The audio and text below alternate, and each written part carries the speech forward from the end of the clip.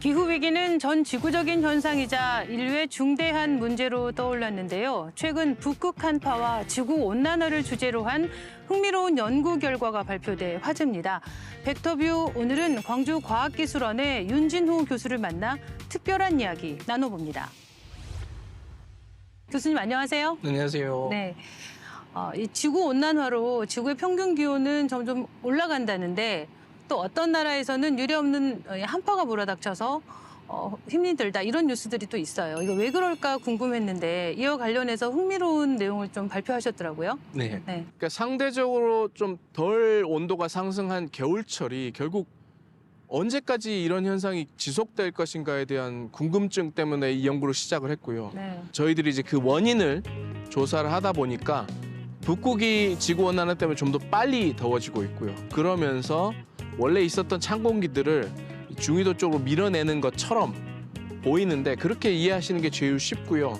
그래서 지난 겨울 같은 경우에 미국 같은 지역에는 굉장히 극심한 한파들이 밀어닥치기도 했습니다. 2040년대까지는 지금처럼 이제 북극발 한파라는 것들이 찾아올 것 같고요. 근데 이제 2040년을 넘어가면 그 빈도가 확연하게 줄어드는 것들을 저희들이 확인을 했습니다. 그러면 북극발 한파의 빈도가 낮아지면 겨울은 상대적으로 따뜻하게 느껴질 텐데 그럼 다른 계절들의 기온들은 어떻게 되는 건가요? 지구 온난화 뭐 지금은 이제 그 심각해져서 기후 위기라고 하고 있는데 네. 여름철 같은 경우는 이렇게 온도가 상승하면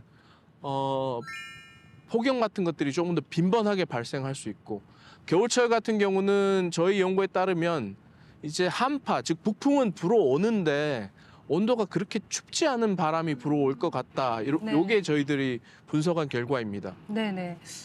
겨울이 따뜻해진다라고 하면 지금 예상하지 못한 어떤 어려움들이 계속 나올 것 같거든요. 겨울철이 춥지 않으면 병해충들이 땅속에 이제 알을 낳게 되는데 네. 그게 그 쉽게 죽지 않고요. 그러다 보면 해충이 늘어날 수 있는 그런 것들이 하나가 짐작이 되고요.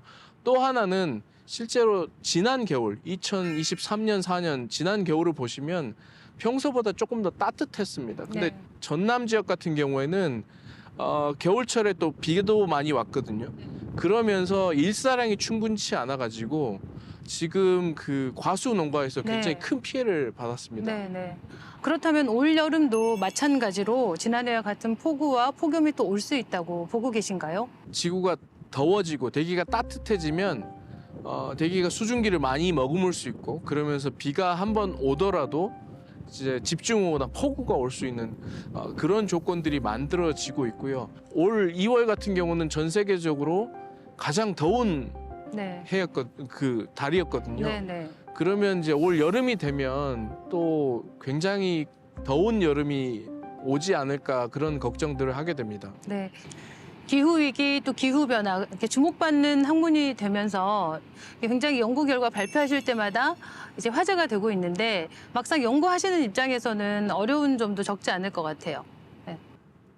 전통적으로 이제 기상학, 기후 쪽 분야는 전 세계적으로 자료들을 다 공유를 합니다. 저희들이 자료를 받아야 되고 또 공유를 해야 되고 그러는데 이제 그런 것들이 워낙 자료량이 크다 보니까 네. 좀 시간이 걸리고 뭐 그런 일들이 일단은 가장 큰 현실적인 어려움 중에 하나라고 보시면 될 것 같습니다. 네.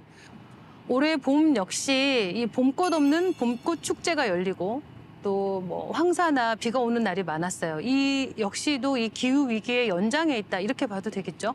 저희는 일단 그렇게 보고 있고요. 지금 이제 과기원 캠퍼스에 오셨지만 그 목련이 있고 벚꽃이 같이 있습니다. 보통 벚꽃이 이렇게 만개를 하면 목련은 다 지고 없는데 네. 올해는 굉장히 특이한 해인 것 같고요. 네. 이제 정확한 원인은 저희들도 좀 더 찾아봐야겠지만 이제 이런 일들이 조금 더 빈번하게 나오는 그런 것으로 보고 있습니다. 네. 앞으로는 이 재난 시스템도 바뀌어야 된다. 기후가 급변하고 있기 때문에 이런 목소리들도 많이 나오고 있어요. 그 부분에 대해서는 어떻게 생각하세요? 그러니까 일단 재난 시스템 같은 경우에는 일단 최대한 인명 피해를 줄이는 방향으로 먼저 준비를 해야 되고요. 전체 권역 혹은 전체 지역에서 좀 그 자원들을 공유를 하고 서로 도움을 주고받을 수 있는 그런 시스템을 만들어 두는 게 일단 인명피해를 줄일 수 있는 방안이지 않을까 그렇게 생각합니다. 네네. 네, 기후 문제가 우리 일상과 절대 뗄 수 없는 문제라는 점에서 앞으로 더 큰 관심을 가져야 되지 않을까 싶습니다. 오늘 말씀 여기까지 듣겠습니다. 감사합니다. 감사합니다.